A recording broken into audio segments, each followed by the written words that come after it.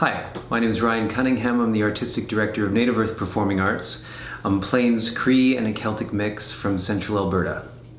World War I was such an important part of Canada's history and placement in the world stage. The Battle of Vimy Ridge basically solidified Canada's establishment as a sovereign nation under the Crown, of course, part of the Commonwealth, but really carved a place for itself on the world stage.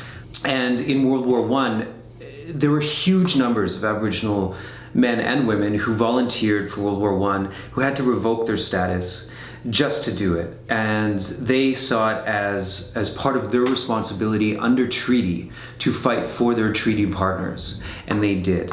Well, I first encountered REDPATCH from my good friend and colleague, Sean Oliver. We both knew we had a strong passion for World War I, in particular the battle around Vimy.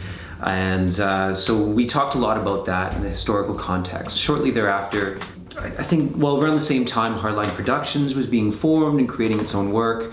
And Sean mentioned that his partner in the company, Race Calvert, was also interested in not only the indigenous participation of World War I, but also the specific connection to his nation.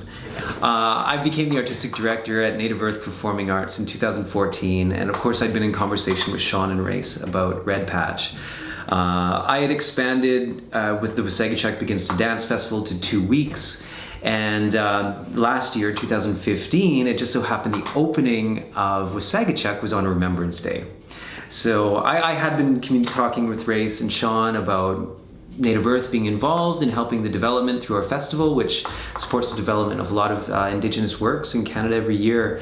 And it was just such a great fit to have a reading of it on November 11th to open the festival, but also to bring Sean and Race to Toronto and work with another dramaturg, Ed Roy, who I've worked with a lot over the years, who I think is incredible. Because it's so important for a piece to have multiple inputs, inspirations, perspectives. Not everything sticks, not everything's in line what ultimately it's going to be, but how do you know unless you have that exposure and that experience? And it's really in line with what Native Earth is trying to do, having at least a 3 to 4 year development plan for any new script, any new production, really give it the time it needs to find itself.